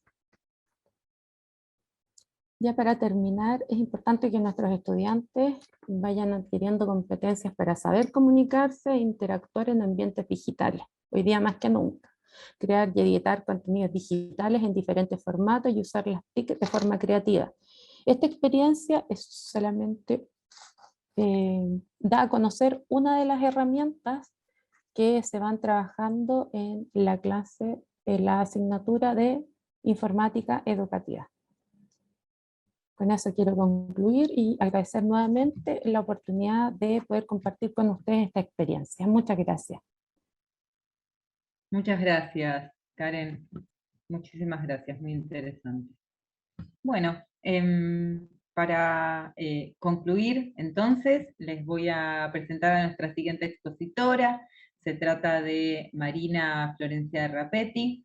Ella es profesora en letras, especialista en lectura y escritura y en educación y TIC. Ha cursado diplomaturas y seminarios vinculados a la literatura infantil y juvenil y actualmente se encuentra cursando el doctorado en letras. Profesionalmente se desempeña como docente en el nivel medio, terciario y universitario y ha publicado numerosos artículos y dictado también cursos y seminarios. Bienvenida. Muchas gracias por la bienvenida, Verónica, y muchas gracias por la posibilidad de acompañarlos hoy. Bueno, la idea de lo que les quería compartir en esta oportunidad tiene que ver o retoma una cuestión que se pone frecuentemente en discusión, vinculada a ciertos textos, ¿sí?, que con el paso del tiempo se consideran clásicos, pero al mismo tiempo tienen algunas cuestiones vinculadas a estereotipos, algunos clichés que en la actualidad no se, digamos, no consideramos adecuados o no acordamos con determinados temas. Cuando pensamos en censura de producciones artísticas, en general pensamos o solemos vincularlo con piezas que tienen que ver con la contemporaneidad o que resultan rupturales o que resultan extremadamente, de repente, complejas para la sociedad y que a partir de allí se generan momentos en los que se censuran o se prohíben, ¿sí? Sin embargo, en abril del año 2019 se volvió a poner sobre la mesa justamente qué hacer con aquellas obras que incomodan, ¿sí?, aun cuando tienen varios siglos de antigüedad en este caso. La situación que dio origen a esta polémica tuvo su epicentro en la biblioteca del Colegio Taber de Barcelona, en donde un conjunto de coordinación, en donde participaban padres y algunos docentes y directivos, decidieron censurar, justamente sacar de la biblioteca, nada más y nada menos que al 30% de los libros que formaban parte del acervo de este espacio. Precisamente esos textos que decidieron dejar de formar parte de este espacio tenía que ver con cuentos clásicos infantiles, ¿sí? Cuentos clásicos, estamos hablando de Caperucita Roja, La Bella Durmiente, o sea, cuentos clásicos de los que conocemos todos desde niños, básicamente. La razón que se sustentaba detrás de todo esto tenía que ver con que se consideraba que estos textos o estos libros replicaban ciertos estereotipos de género y resultaban tóxicos para los niños. Los censores, justamente, esta comisión afirmó que estas narraciones ya no expresaban los valores de las nuevas generaciones y que por eso los niños no deberían leerlas. En lo personal creo que censurar una expresión artística por cuestiones ideológicas como puede ser la noción de sexismo y demás, y cualquier tipo de censura a una expresión de estas características resulta inaceptable, y en este caso el cuestionamiento todavía era más polémico, ¿sí?, por dos cuestiones. Por un lado, porque aparecía este tema de lo que son los clásicos en sí, ¿sí? Cuando pensamos en clásicos, ya sea en la literatura infantil o en cualquier otra expresión artística, pensamos en obras, ¿sí?, que trascienden la temporalidad, ¿sí?, que durante mucha cantidad de tiempo siguen siendo significativas y que siguen siendo visitadas por los lectores y por por las personas que encuentran en estos textos una posibilidad, ¿sí?, de revisar el pasado y pensar el presente y el futuro, ¿sí? Justamente decíamos entonces que por definición los clásicos son relatos que provienen del pasado y que van a perdurar en el tiempo. El escritor italiano Italo Calvino de hecho decía que un clásico es un libro que nunca termina de decir lo que tiene que decir. Entonces, por un lado, pensar en privar a las futuras generaciones de esta experiencia de lectura, por un lado resulta irreparable, ¿no? Por otro lado, también es minimizar la presencia de los clásicos infantiles, el hecho de pensar que por sacar un libro de la biblioteca e impedir que el niño lea Caperucita Roja en esa biblioteca, nunca en su vida se va a encontrar con la historia o con el texto, porque justamente están extremadamente extendidos en diferentes formatos, no solamente textual y no solamente en la biblioteca de la escuela donde asiste. Por otro lado, tampoco es el único modo de censurar el hecho de sacar un libro de una biblioteca en particular, ¿sí? Una de las características que tienen los clásicos infantiles es la proliferación de adaptaciones a las que fueron dando lugar a lo largo de los siglos. De hecho, las versiones que conocemos actualmente, como la de Perrault, que escribió en 1697, y la de los hermanos Grimm, que son de 1812, ¿sí?, ya eran adaptaciones de la tradición oral. Ellos no inventaron los textos, sino que lo que hicieron fue recopilar historias que circulaban oralmente y ponerlas por escrito.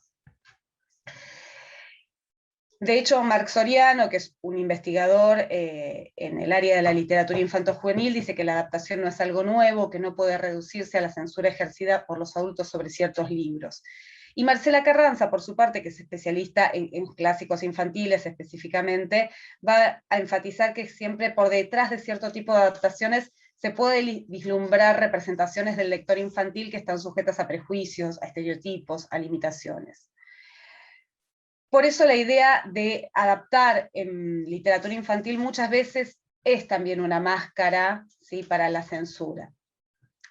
Por otra parte, como respuesta a la afirmación de que estos textos son perjudiciales para los niños, algunos investigadores, algunos estudiosos, como es el caso de Carola Martínez, ¿sí?, que es escritora y librera especializada en literatura infantil, justamente va a decir que la idea de que los niños y niñas son como especies de esponjas que absorben sin dilucidar de ninguna manera aquello que se les presenta, es también minimizar de alguna manera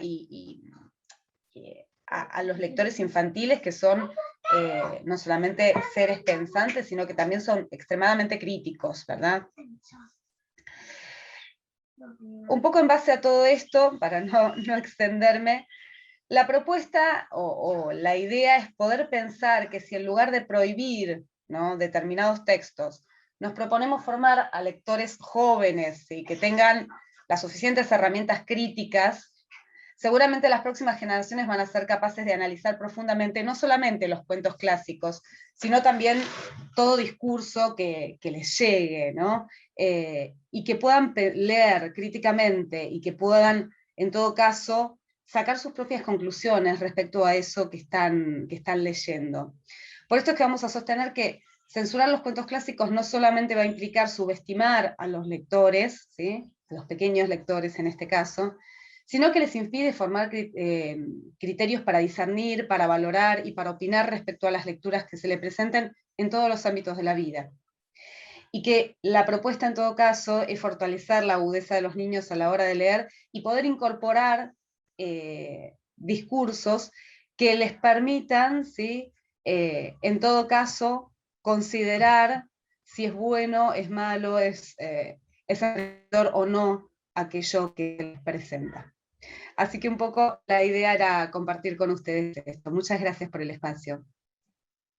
Muchas gracias, Marina. Sí, definitivamente también otro tema súper interesante. Bueno, con tu exposición también tan interesante, terminamos, digo bien, Adrián, ¿no?, con el listado que teníamos previsto, entonces, de expositoras y expositores para hoy, y gracias a todas y a todos, primero por traer a este espacio en el que justamente buscamos no solamente presentar nuestras propuestas, sino también las cosas que nos interesan, las cosas que nos preocupan desde nuestro lugar como miembros de la comunidad educativa, y por ajustar esos intereses que sabemos que de los cuales saben muchísimo más de lo que pudieron presentar en estos 5 minutos, pero eso nos permite ahora en este plenario poder interactuar un poco sobre alguna cosa que nos interese al respecto de alguna de las presentaciones en general, alguna pregunta que ustedes quieran pedir ampliar, siempre teniendo en cuenta que sea un espacio de ida y vuelta y no retornar a las exposiciones, que ahí, si me permiten, voy a tratar de ir coordinándolo en ese sentido. Y por supuesto, bueno, en la búsqueda de tratar de encontrar una unidad en esto que surgió desde muchas perspectivas, encontrar, bueno, qué podemos construir en común a partir de estas tanto problemáticas que se presentaron como oportunidades de adaptación y de mejora, ¿no? Y esto que se viene cristalizando. Así que, en principio, sin priorizar en las dudas que a mí me surgieron, quiero saber si tienen alguna pregunta, quieren de alguna de las presentaciones. Tengo aquí, para compartir mientras tanto, quiénes fueron las presentaciones.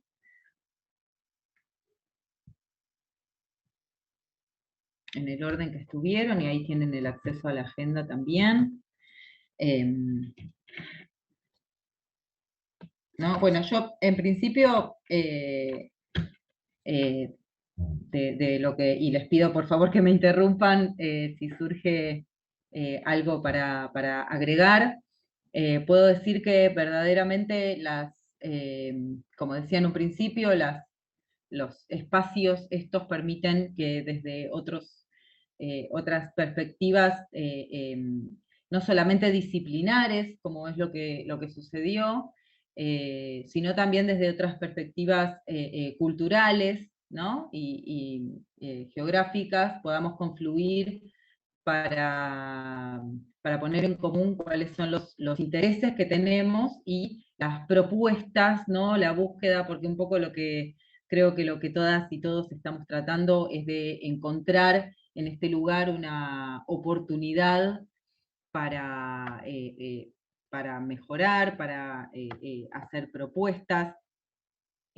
Así que creo que es un espacio fundamental que tenemos que aprovechar. Me interesa, Sergio tiene una pregunta en particular para hacer. Por favor, sí, interrumpime.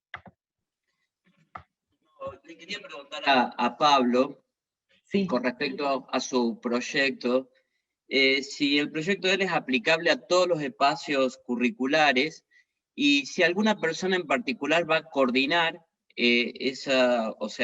la aplicación artística y qué áreas del arte van a aplicar. Bien interesante la pregunta.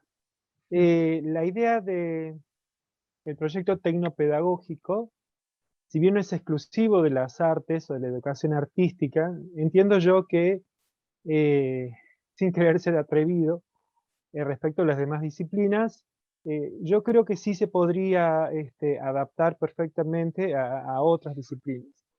Entiendes sobre todo la riqueza, la potencia que tienen la tecnología y sobre todo las tecnologías de la información y la comunicación para poder enriquecer justamente las propuestas formativas.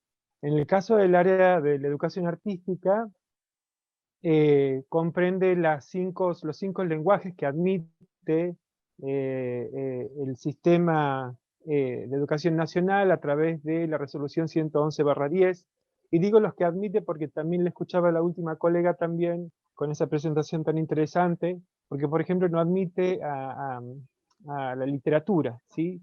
Pero por una cuestión en donde entiendo yo, después de haber estado en algunas mesas federales de educación artística, que le atañe sobre todo a la lengua, ¿no? La lengua y la literatura.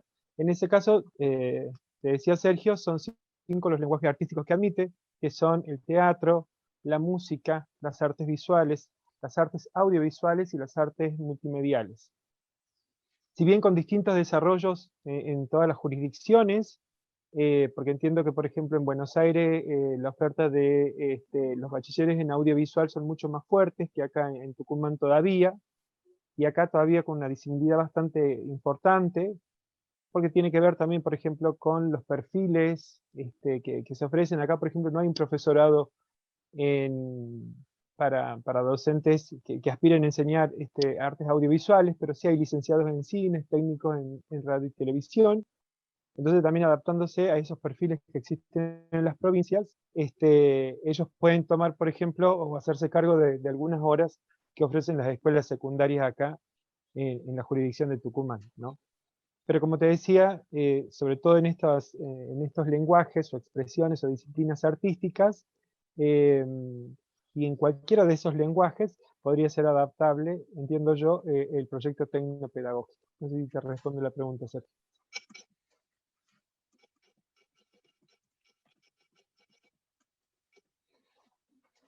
Sí, está bien. Muchas gracias. A vos. Bueno, gracias. Sí, sí. Las adaptaciones particulares me parece que son fundamentales porque para hacer esa transposición que hacemos, ¿no? Constantemente cuando vamos pensando en los proyectos de colegas, ¿no? Sí, definitivamente. Y a mí un poco cuando conversábamos sobre la cuestión de la evaluación, ¿no? Y cómo evaluar. Me parecía que es algo transversal a todo lo que se pudo observar en esta comisión, eh, principalmente porque nos replanteamos, si bien en algunas instituciones lo venimos haciendo por ahí un poco previamente a esta situación particular, sí es cierto que esto nos enfrentó, ¿no? A replantearnos los modelos y los formatos de evaluación, porque nos enfrentamos con dificultades de todo tipo, no solamente técnicas, sino también adaptativas de los contenidos, como bien presentan. No sé ustedes qué opinan o qué les parece de esta observación. Pablo, que tenés el micrófono ahí, compartí. Sí, a mí me pareció bien interesante lo que estaba diciendo. De hecho, creo que quedó evidenciado también perdón, no recuerdo el colega de teatro, Federico, si no recuerdo mal, bueno, justamente, ¿no? Yo soy profesor también de teatro y nos pasó, ¿no? Esta cuestión de incluso la posibilidad de perdernos en la mirada del otro, que es una de las virtudes que tiene también el teatro, ¿no? Y el construir con el otro y a la par y sentir el cuerpo del otro también, fue muy, pero muy difícil. Sin embargo, bueno, en su caso el colega descubrió por ahí otras alternativas, ¿no? Y cada uno fuimos por el lado en donde entendíamos o podíamos. A mí me tocó, por ejemplo, trabajar un poco lo que es el radioteatro, para trabajar un poco la voz y también otras formas teatrales, ¿no? El teatro de sombras, en donde a partir de ciertos proyectos podíamos encontrar virtudes en la tecnología que nos daban la oportunidad de poder construir conocimiento, conocimiento valioso, y además también desde los parámetros prescriptivos, ¿no? Desde el currículum, y a su vez también en indagar en cuestiones que tienen que ver con saberes experienciales, en donde, bueno, necesitamos también ahí del otro. Entonces sé que fue bastante difícil. Le escuchaba también a la colega Apía, eh, en su campo de conocimiento, lo tremendo que debe ser uno cuando le escucha toma conciencia, ¿no? Respecto de la medicina, en cómo esa práctica debe ser presencial, debe ser vivencial. Hay cuestiones ahí que no se pueden reemplazar en diferentes grados, ¿no? De acuerdo a las disciplinas a las que cada uno pertenecemos. La verdad que es como vos decís, Verónica, es tratar de encontrar en esa transposición la posibilidad de poder construir conocimientos. Sí, creo que desde quienes trabajamos en lo cotidiano, en la docencia, no lo pensamos como una cosa estática, ¿no? Que se alcanza y se sostiene, sino como una cosa, una práctica que se supera y se construye de manera constante. Entonces, quienes lo pensamos así, venimos tradicionalmente trabajando siempre sobre las estrategias pedagógicas, que es otra cosa que también vi que fue transversal, por supuesto porque tiene que ver con la comisión.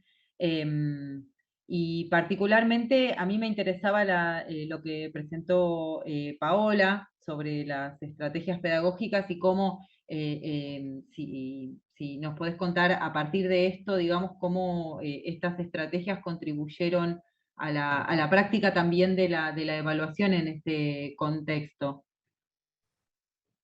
Bien, pues digamos que fue interesante también acá en Colombia, ahorita, y yo creo que en todos los países Latinoamérica, bueno, en general en el mundo, nos están midiendo mucho por indicadores y la calidad y se media a través de productos. Entonces, digamos que parte de la estrategia significativa, o sea, por un lado desde lo pedagógico fue interesante porque la gente lo disfrutó. Pero de otra parte, yo les cuento, nosotros tuvimos varios productos. Tuve la oportunidad de estar en Jujuy en una socialización de investigación en comunicación y el tema, digamos, del conflicto armado en Colombia y mostrar toda la parte, pues no la que se ve mediáticamente, sino como todo el contexto y logramos estar allí. Se hizo también en Sevilla, digamos, en España hubo también parte de ese trabajo, diseñamos un artículo que partió del modelo de comunicación comunitaria para contar el conflicto. Entonces también fue un producto allí, de ahí sale también uno en revista Q3, o sea, como que si hablamos de la evaluación y de los productos que nos exigían en la universidad, se lograron el encuentro, digamos que acá también los encuentros valen como un punto, de pronto puede sonar un poco instrumentalista el tema, digamos, de la educación, desafortunadamente, sin embargo, en lo personal me parecía interesante porque fíjate que un estudiante, yo tomo estudiantes de primer semestre y ahorita, esto, bueno, esto fue una iniciativa que duró más o menos 3, 4 años, y me dice, profe, yo creo que en la práctica realmente yo sentí que comencé a aprender comunicación, o sea, vi clases de fotografía, de la parte audiovisual, radial, pero pues es que aquí fue como vaya al campo, vaya al trabajo de campo y tenía que responder con tomas de apoyo, con un video. Entonces creo que en el sentido de la responsabilidad de lo que debían entregar, digamos que eso, esa presión generó que ellos comenzaran a considerar aspectos de calidad, de profundidad, ver el conflicto desde otra cara. Entonces, digamos que la evaluación, que fue una autoevaluación y todos aprendemos de la importancia del trabajo en equipo, demostrar, digamos, un contexto investigativo en cualquier tema. Entonces, siento que fue muy bonito y que pues nos sirve como referente a la final. No he podido, en la virtualidad fue súper complejo, o sea, llevar al trabajo de campo. Sin embargo, sentí que lo mismo, creo que alguien hablaba de, voy a analizar las plataformas, el palette, es decir, buscar recursos, pero el contacto físico, así como hablaba Pablo en el teatro, el contacto físico sí es importante, o sea, sí demarca otra serie de sensibilidades y de calidades que en los productos pedagógicos pueden darse y que acá pues cambiaron, pero que uno sabe que hay que valorar también ese encuentro, ¿no? Y que en la academia yo pienso que es fundamental. Lo hablaba también Pía en el tema de los médicos, o sea, aquí en Colombia pasa lo mismo. Yo tuve la oportunidad de trabajar en mercadeo con un programa que vendía los cursos BLA, CSL, y lo hablábamos en presencial, y veíamos el nerviosismo del chico de hacer una incisión y uno decía, oh por Dios, pero yo cuando voy a ir al médico, ¿cómo va a ser? Entonces, no sé con los virtuales, con los ingenieros, con los médicos, en términos de 2 años que evalúen las pruebas, la calidad, acá en Colombia lo llaman Saber Pro, no sé, pienso que esta coyuntura que pasó año y medio, casi 2 años, la vamos a ver con los futuros egresados en muy poco, yo me imagino que en cada país lo medirán de alguna forma. Sí, sí, bueno, definitivamente situaciones sin precedentes tendremos que encontrar soluciones sin precedentes, ¿no? Pero digo, de cualquier forma, considero que no en todos los espacios educativos existen los lugares para poder participar, las herramientas. Entonces, teniendo el lugar, la capacidad, creo que también en ese sentido tenemos entonces la responsabilidad de trabajar en pos de esa articulación, ¿no? Y sí, definitivamente me parece súper interesante y me lleva también a lo que presentaba la colega Karen sobre el trabajo en herramientas, ¿no? De tecnología de la información y comunicación, ¿no? Y la parte de la, digamos, metodológica, y cómo ahí también hay una participación activa digamos, de quienes son los estudiantes, como que hay como una tríada más completa en el sentido pedagógico, y te quería preguntar si en esa propuesta de herramientas que ustedes hicieron, hay una participación de parte de quienes son los destinatarios, en principio. Es decir, si los estudiantes tienen, además de hacer el uso, una participación equitativa en la propuesta, ¿no? Sí, ellos van trabajando desde la asignatura y ahí está tomar en cuenta también lo que ellos consideran en las temáticas. Y finalmente esto, cuando lo llevamos también a la práctica, en sus procesos ya de hacer docencia en las prácticas avanzadas y la práctica profesional, donde ellos ya se van empoderando y donde también finalmente se ve cómo ellos van tomando en cuenta todo lo que han trabajado y van decidiendo también, van trabajando de esta manera ya más autónoma. Y eso es muy, desde esta mirada, es bien interesante verlo, de ver cuál es el crecimiento que ellos van teniendo. ¿Ya? Y es muy dinámico también, y cómo Sí, a sí. su vez ellos hacen participar también a sus propios estudiantes en la creación. Sí, porque justamente, ¿no? Yo ahí veo esto que estamos ahora compartiendo, que tiene que ver con, o sea, dificultades, nosotros y nosotras tratando de encontrar respuestas que sean novedosas, que nos permitan además reemplazar por ahí técnicas y estrategias que tenemos tradicionalmente como que funcionan. Y digo hasta dónde también le damos el espacio para que sean los estudiantes y las estudiantes protagonistas en este momento de transformación, porque su mirada claramente es diferente y nos va a colaborar con aportes que nosotros de ninguna manera podríamos alcanzar desde nuestra perspectiva, simplemente por ser una mirada diferente y aportar desde ese lado, ¿no? Bueno, de mi parte, realmente me parecieron en general todos muy interesantes. Insisto en que no sé si hay alguna otra pregunta, no estaba mirando el No, chat, pero simplemente no. pueden levantar. Sí, Verónica, Sergio. un chiste solamente a Pía, si después nos pasa los egresados para no ir. Simplemente eso. Para ver si están en nuestra cartilla. Lamentablemente, ojalá les pudiera decir que veo que se va a revertir la situación. Creo que por eso un poco dije, me llama la atención que en toda una serie de contextos se hayan preocupado en mayor medida, y en un contexto como es el de la salud, se haya dejado tan así librado al azar. Y la verdad, ver que en 1 año y medio nadie se tomó las riendas y dijo, yo les doy una cosa que me parece que no termino de entender.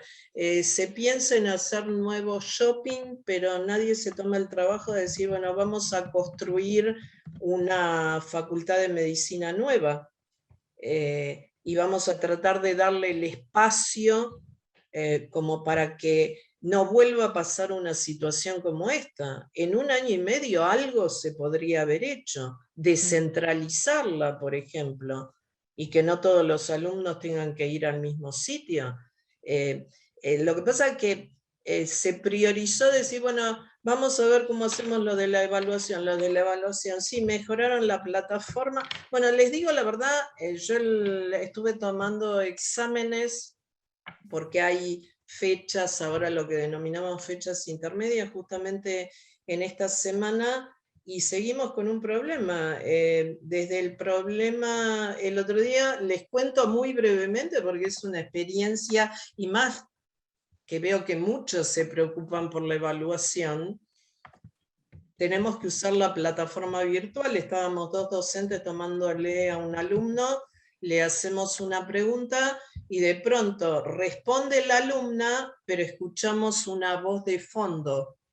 Entonces le decimos, y encima contestan 2 cosas distintas. Ella contesta una cosa y la voz de fondo contesta otra. Entonces le decimos, ¿vos estás con alguien? Y entonces la alumna dice, no, yo estoy sola, estoy totalmente sola. La otra docente que estaba tomando conmigo le dice, mira que estamos grabando esto, ¿estás segura que estás sola? Entonces en ese momento dice, bueno, mi novio está acá abajo del escritorio. Y era el novio que estaba con el libro y le trataba de decir la respuesta. La verdad, uno se topa con esas situaciones, pero, o sea, puede parecer gracioso tal vez si lo hace un alumno de secundaria, pero yo les estoy diciendo que lo estaba haciendo un alumno de 2º año de medicina. Bueno, por eso, sí, definitivamente, por eso tenemos que trabajar para que los estudiantes se comprometan con este proceso y no sean ellos, digamos, quienes están a la espera de que le demos las consignas que tienen que responder, sino que tienen que ser parte de estos procesos y tienen que entender, digamos, cuál es la participación que ellos tienen en el resultado, porque a fin de cuentas, a mí me parece fundamental lo que dice Pía, en el sentido de que si después no son profesionales de la categoría que estamos esperando, se perjudican ellos y se perjudica la disciplina también. No es solamente que nosotros a ver si cumplimos o no con lo que esperamos de un examen, sino lo que queremos para el futuro de la profesión y de las disciplinas. Y ellos evidentemente todavía necesitan trabajar esa identificación con sus propias disciplinas de las que van a formar parte, ¿no?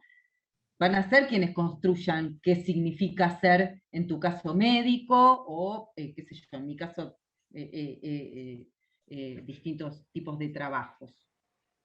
Bueno, pero también, ¿sabes qué pasa, Verónica? Eso está correlacionado con otra cosa que cada vez se evidencia en mayor medida. El adolescente cada vez adolece más y cada vez la adolescencia se ha vuelto adolescencia tardía. Entonces tal vez yo no le exijo tanto al adolescente como le puedo llegar a exigir al adulto y a los adultos que estamos detrás de todo eso, que tal vez tenemos que saber darnos cuenta y no solamente darnos cuenta de lo que estamos ocasionando, las falencias que estamos ocasionando, sino también basta con decir, y yo te digo, yo participo mucho de los congresos de educación y siempre, muchas veces he dicho lo mismo, me gustaría escuchar muchas más críticas del sistema y no tanto solamente qué es lo que se está tratando de hacer, sino si lo que se está tratando de hacer está dando resultado.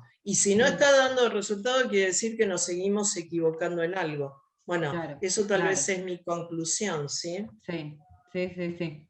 Sí, definitivamente. El trabajo, creo, transdisciplinario es fundamental. Todo lo que podamos siempre aportar como propuesta, como crítica, como pie para la propuesta, ¿no? Definitivamente, y desde nuestro espacio y también saber construir desde diferentes espacios para llegar a un objetivo, a un resultado que sea superador de lo que tenemos. Eso definitivamente lo comparto, y creo que lo vimos por lo menos en todas las presentaciones que hicieron ustedes, para lo cual aprovecho de nuevo para agradecerles por compartir este espacio y sus experiencias y sus opiniones, que son muy importantes para nosotros desde el Congreso. Y bueno, estamos creo que ya en horario, así que si les parece podemos ir cerrando. Si ustedes quieren pueden poner algún contacto que quieran en el chat y para intercambiarse, y bueno, quedamos entonces, no sé, Adrián, ¿qué es lo que me queda? No, ya estamos. Es agradecerte a vos por coordinar esta comisión, agradecer a los expositores, muy rico, muy interesante, todas sus ponencias, y agradecer a los oyentes. Y continuamos en Interfaces. Bueno, exacto, continuamos con la siguiente comisión, entonces por eso ya tenemos que ir dejando la sala. Gracias. Muchas gracias. Muchas gracias. Hasta luego. Nos vemos en la Estén muy bien. próxima. Un gusto vemos. escucharlos. Hasta luego. Igualmente.